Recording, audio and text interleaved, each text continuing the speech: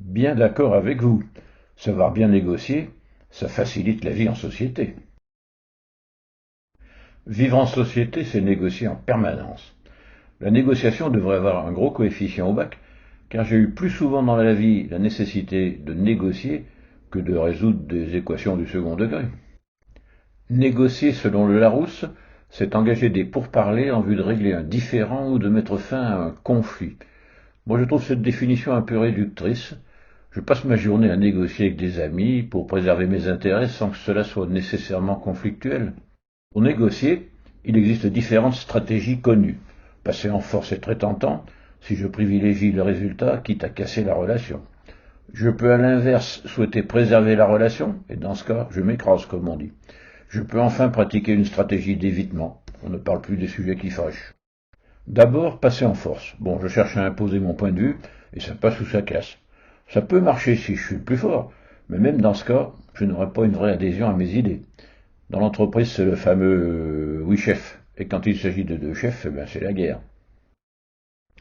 Deuxième stratégie qui ne marche pas non plus très longtemps, l'accommodement pour préserver la relation. Je n'ai pas envie de me fâcher, je fais le dos rond, voire des concessions, mais ça passe mal.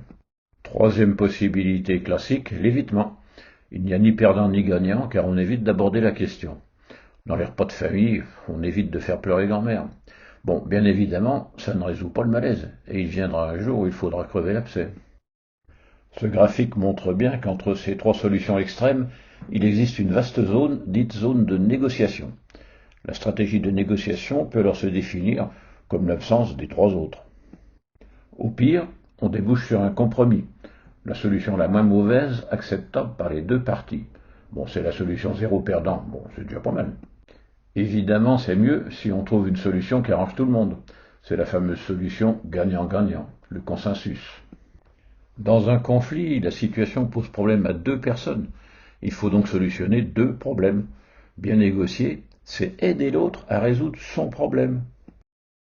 Bien négocier, c'est défendre mes intérêts en me positionnant en même temps en médiateur. À la fois là et là. C'est tout pour aujourd'hui. Pour la suite, eh bien, c'est vous qui voyez. Et bien sûr, tournez-vous dans le sens des vents favorables, c'est tellement plus cool.